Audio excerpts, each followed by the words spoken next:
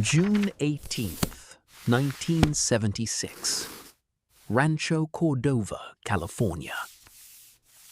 A 23-year-old woman wakes near midnight to a man standing over her bed, his face hidden behind a ski mask. He is armed, calm, and methodical. He ties her hands, whispers threats, and leaves within the hour. Police log it as an isolated assault. It is not.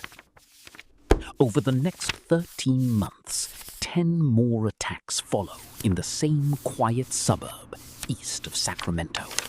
The man always strikes between 10 p.m. and 4 a.m. He always wears a mask. He always cases the house days in advance, sometimes leaving a window unlocked, sometimes calling the phone and hanging up when some answers.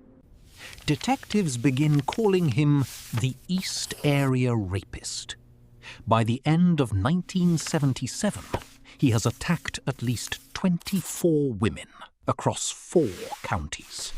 Then, in October 1979, the pattern shifts south. In Southern California, a new task force starts logging home invasions with an identical signature. Masked intruder, ligatures cut from items found inside the house, a chilling calm in his voice. What nobody knew was that these cases and the Sacramento attacks were the same man. For years, the 2 investigations run in parallel, unaware of each other. Then, on February 2nd, 1978, in Rancho Cordova, a young couple is murdered in their home. The method matches nothing seen before, but detectives later tie it to the same offender. Because of this, his crimes escalate from assault to homicide, and a new name appears in the press: the original Night Stalker. By 1986, the attacks stop as abruptly as they began.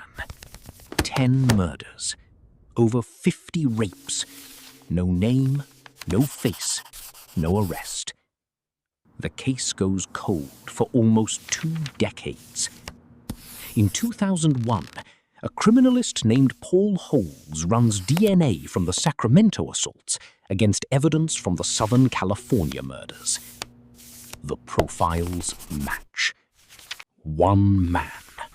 2 names. Holes gives him a third: the Golden State Killer. The case reopens, but the DNA matches no one in any criminal database. Investigators know his genetic code. They do not know who he is.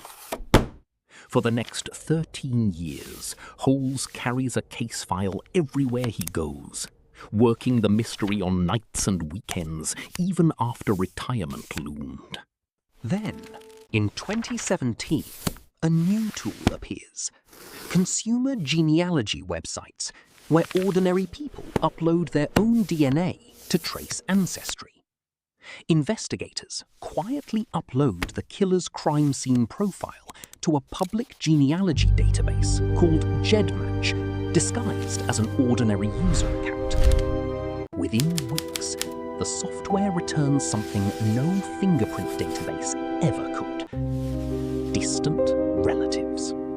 3rd and 4th cousins, scattered across family trees going back generations.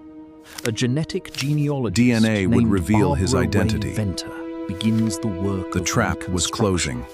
building out family trees branch by branch, narrowing tens of thousands of possible relatives down toward a single ancestral couple from the 1800s.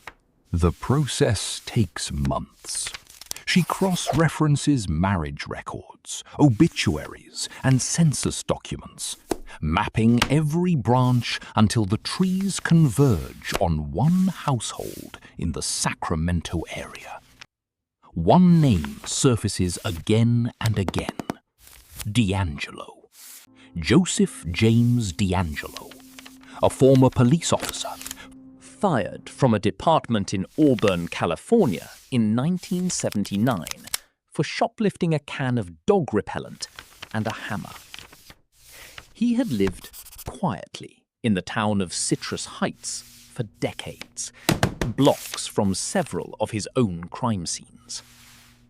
Investigators do not move yet. They need his DNA, not his family's. In April 2018, surveillance teams follow D'Angelo, then 72 years old, as he goes about ordinary errands. Detectives lift a discarded item from his trash outside his home, and, separately, from his car door handle, testing his DNA without his knowledge. The sample is a direct match to the crime scenes. On April 24, 2018, in the driveway of that same house in Citrus Heights, police arrest Joseph James D'Angelo. He does not resist. Cameras and reporters flood the street within the hour. The Golden State Killer, wanted for over a decade under 3 different names, is finally in custody. He confessed years later in open court, described the crimes in a flat, hollow voice. In 2020, D'Angelo pleads guilty to 13 counts of murder and admits to dozens of rapes, avoiding the death penalty as part of the deal.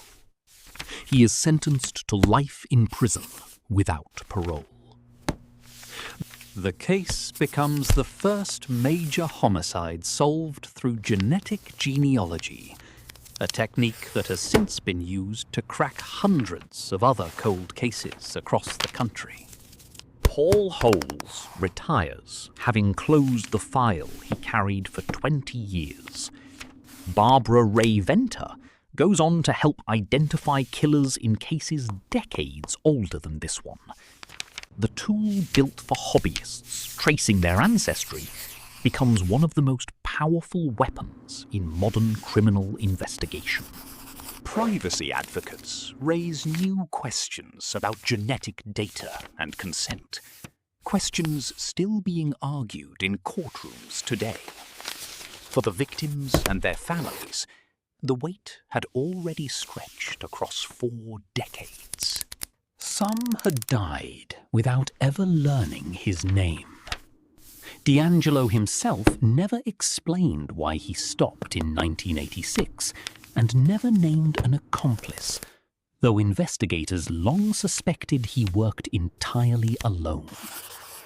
What remains is a family tree, a driveway, and a name no one had connected in 42 years. It took a distant cousin's ancestry test to catch him.